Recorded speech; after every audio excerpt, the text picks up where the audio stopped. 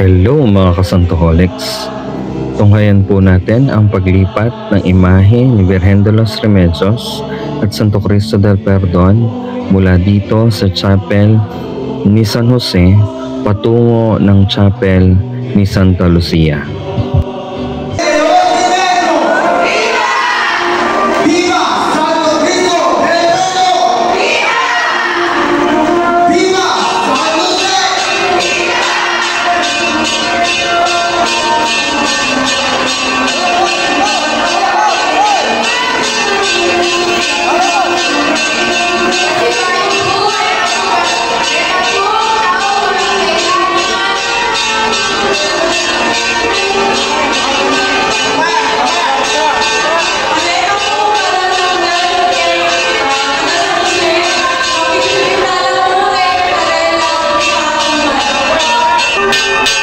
Muli pong isinakay ang mga imahe sa truck upang maihatid sa susunod na barangay, ang pang-anim na barangay na dadalawin ni Santo Cristo del Perdon at Virgen de los Remedios dito sa bayan ng Santa Ana at parokya ni Santa Ana.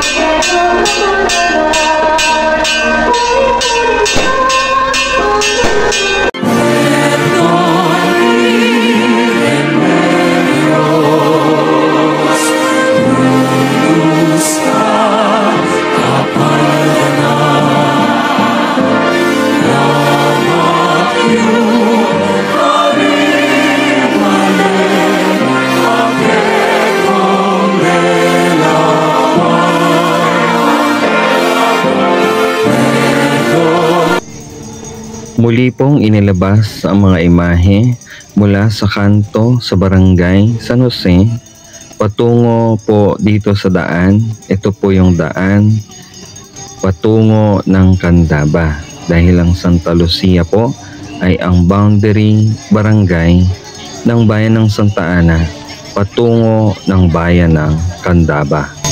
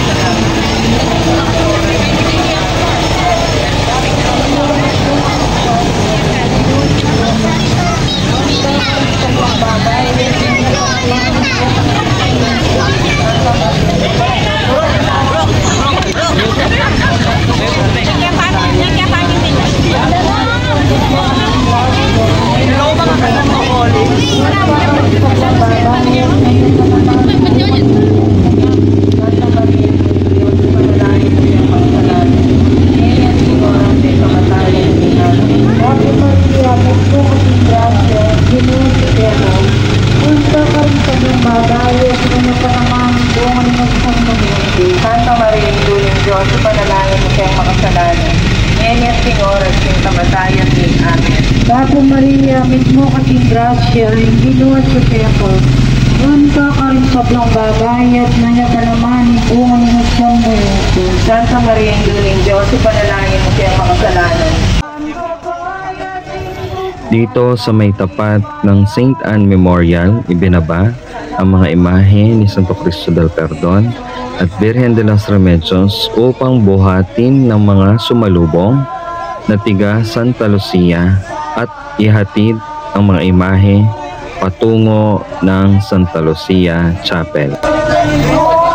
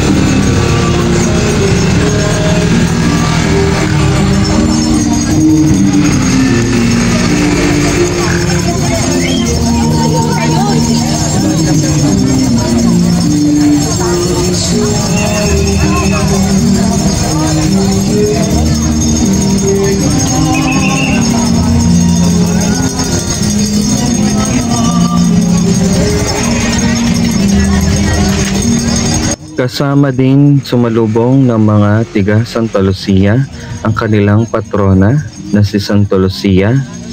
Sumunod sa prosesyon ay ang imahe ni San Jose na naghatid din patungo ng Santa Lucia.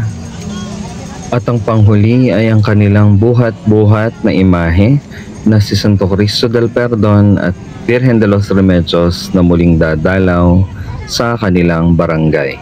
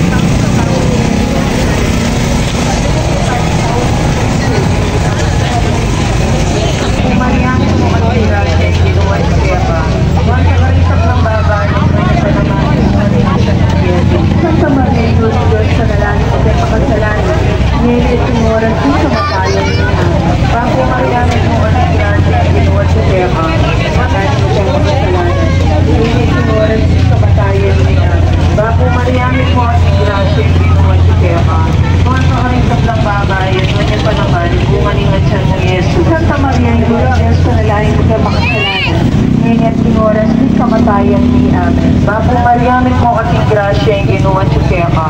Manta ka rin sa blang babay, at noon pa naman yung bunga ni Ngatsan mo Yesus. Santa Maria, induling Diyos, panalangin mo kayang makasalanan.